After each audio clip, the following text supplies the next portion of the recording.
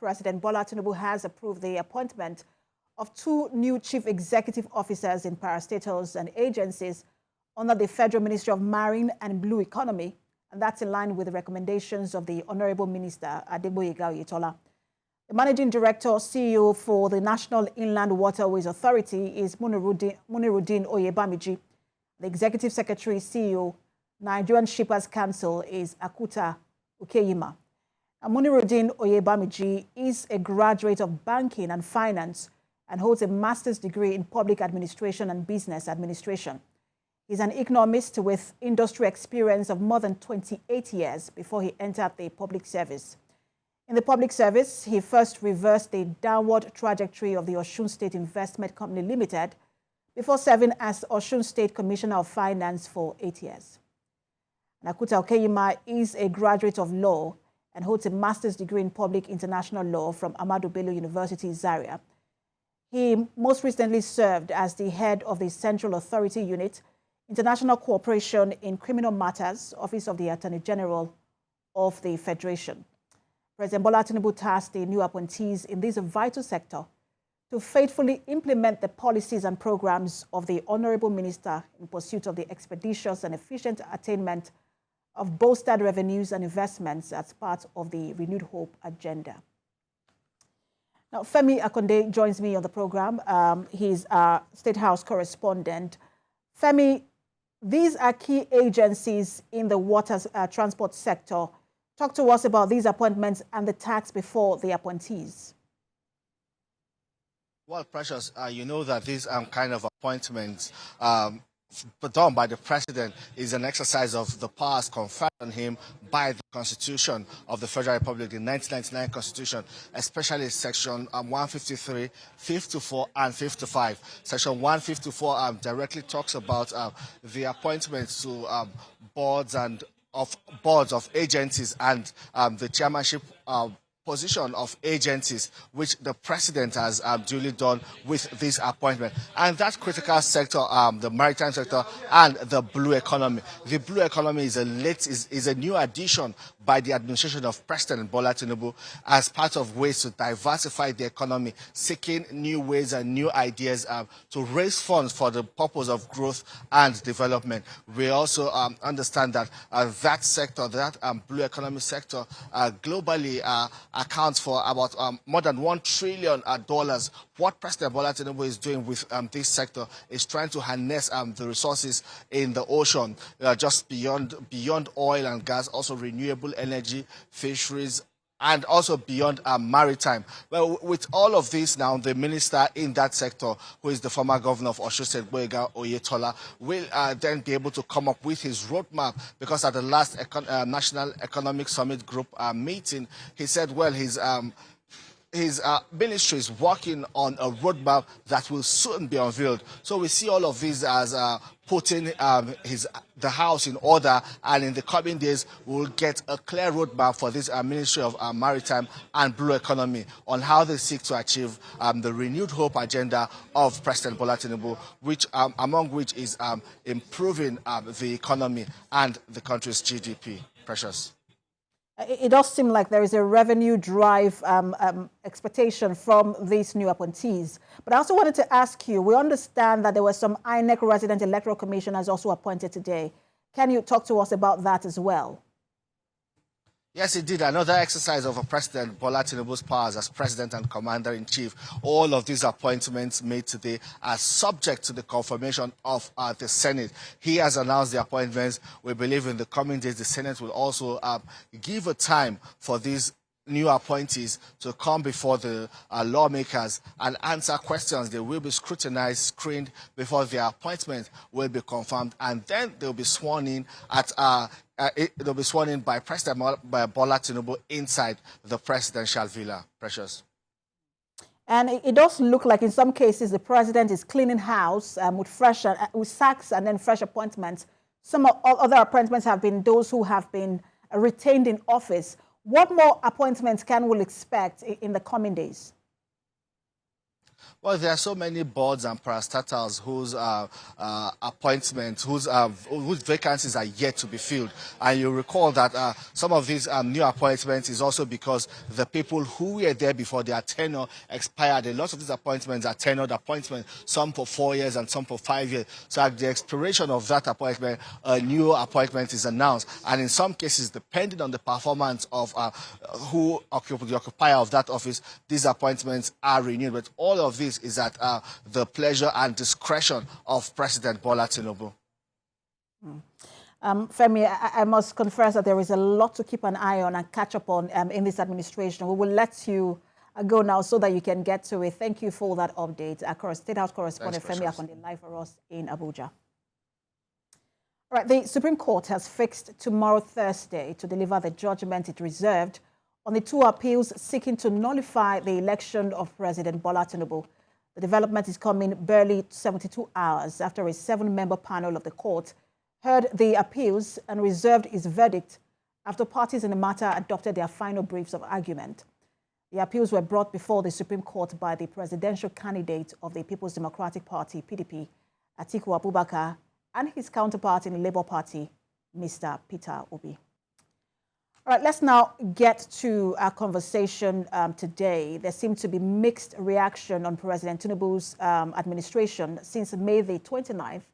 But have you ever wondered the perception of Nigerians abroad on the administration of President Bola Tinubu, from fuel subsidy removal to appointments, student loans, and then just various economic policies?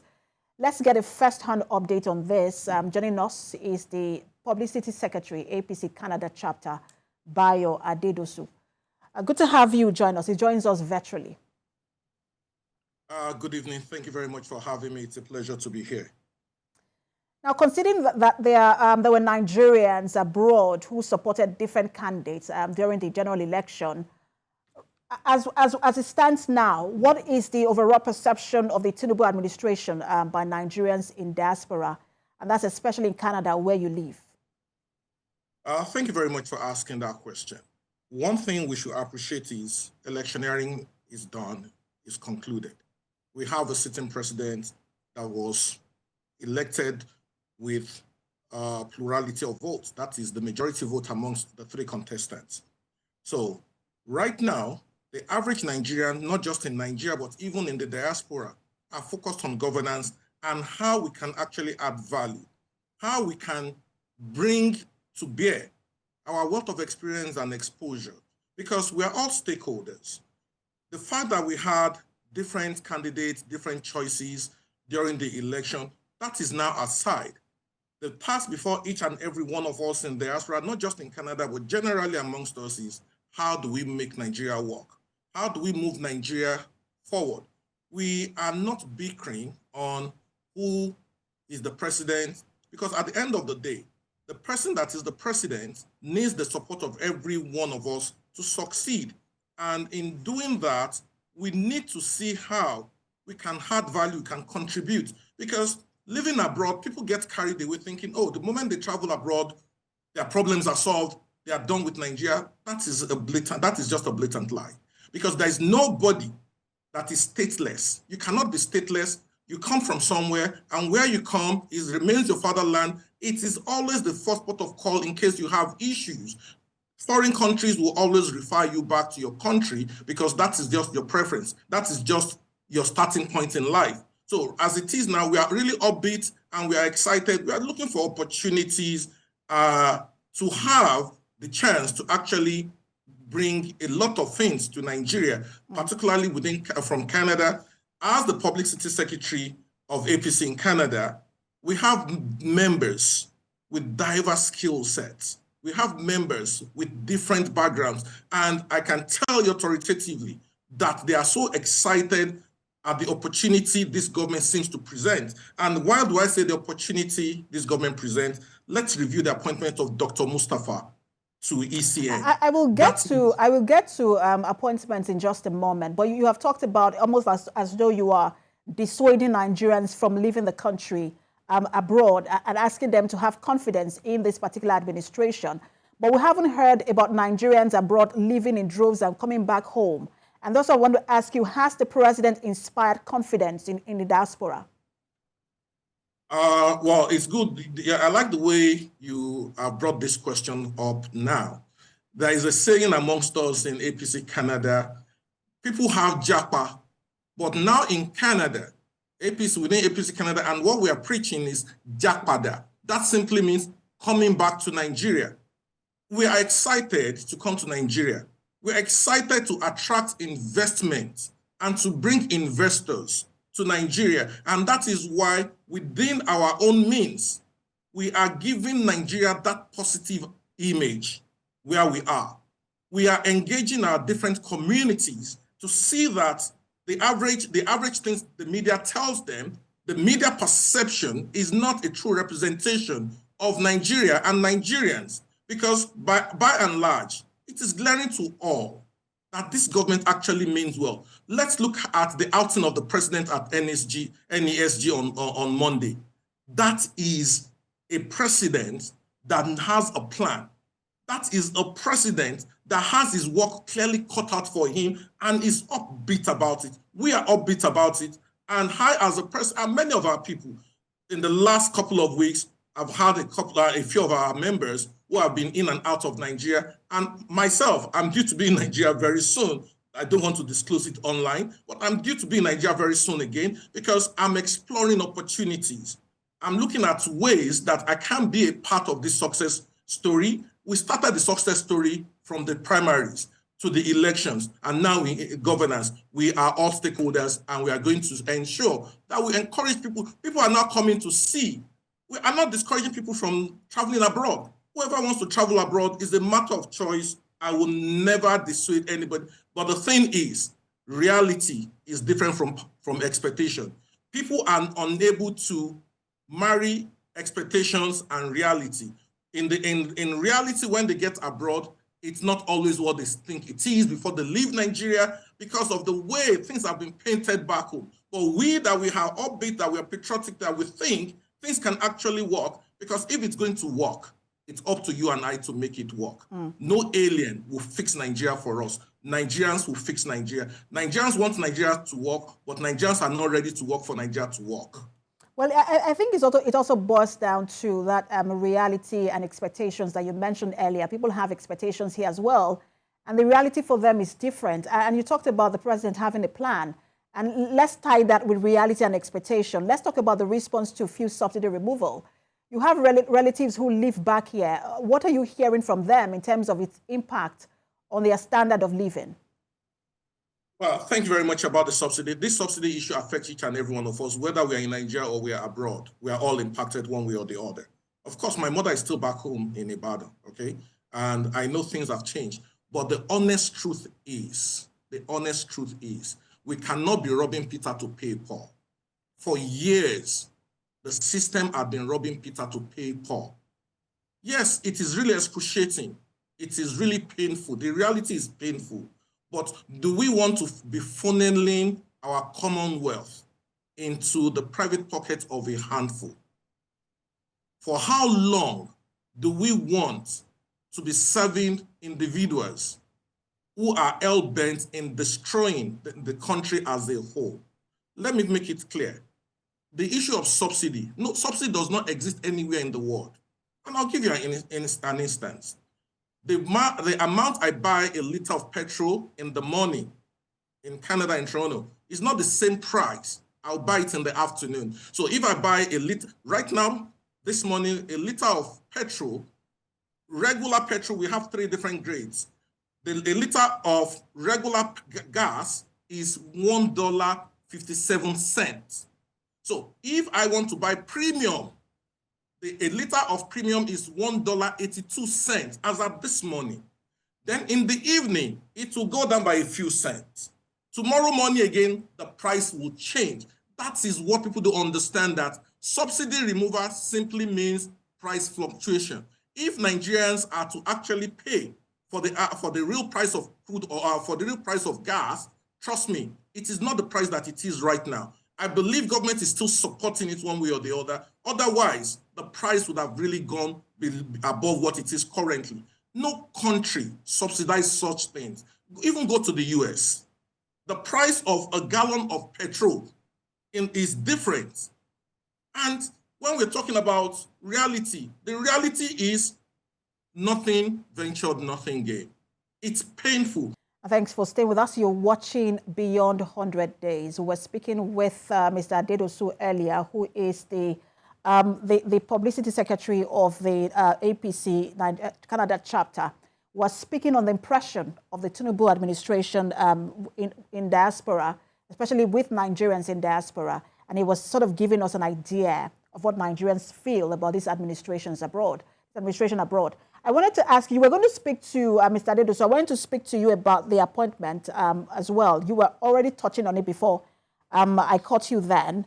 But let's talk about it. Some Nigerians, believe that, look, the size of the president's cabinet is very large, especially with the current economic situation. For others, it's how it is the composition of the administration.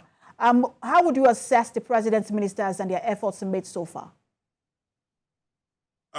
Each time I hear such complaint, I always say to them one thing: we have an unusual president. We have an uncommon president that everybody must support. And why do I say that? Never in the history of the country did we have any ministry called maritime blue economy. Nothing like that. So when you actually take a critical look at it, and the Ministry of Youth and Sport have been broken up. So when you look at it, we are talking about value, opportunities to add value, areas where income can be generated. And these new ministries, the large composition of the cabinet is not for fanfare. It is not for jamboree. It is for productivity. And for you to be able to get things done and harness resources, you need to actually carve this out and be specific in your deliverables, in the deliverable expectation from each of the ministers. Gone are the days when you lump everything together, that one minister has about 3 different portfolios that are actually ministries put together. We cannot operate on that. When people talk about this, go to the US, come to Canada. You need to see the amount of ministries and ministers that we have. We are talking about the economic reality. Yes, the economic reality is, the economic situation is what it is at the moment. But for us to jumpstart the economy, to kickstart the economy the way the president has envisioned it in the renewed hope agenda, we need to break all these ministries up. We need to break these parastatals up. And when we are talking about that, what we need to be looking at is how relevant are these ministries? How relevant are these government agencies? It's not enough to criticize just because we think it's appropriate for us to criticize. And one thing I like about Nigerians is, even when there's nothing to criticize, they will criticize that nothing. We need to look at value and not just the size. What value are they bringing? Each ministry, what potential does it portend for the country? What is it going to give to the average, to the economy as a whole? The president did not just break these things down because he wanted to bring people to government, because he wanted to satisfy some interest. No, this is somebody that's why I said we have an uncommon president. And as such, is looking for service optimization of service delivery. And the good thing is these ministers are being assessed. They have KPIs. So that tells you that this is not to fill up just to fill up the space. This is for productivity. And for us to have that productivity, we need to look at things concisely. And I think that's what the president has done. So that, like a joke, we always say, it is a joke for you to call somebody a foreman that one person cannot do the work of a foreman. The president believes in specialization for people to actually focus on areas where they can deliver to the Nigerian people. And we see how well the ministers deliver. I mean, Mr. Adedosu, so I really want to take this conversation with you further. But the network glitches did take a good part of our talk time. I'm sure we'll have you again as this administration progresses. Thank you so much for talking to us. Thank you very much for having me around, and I'll be more than happy to attend to your call again. All right, that's our program today.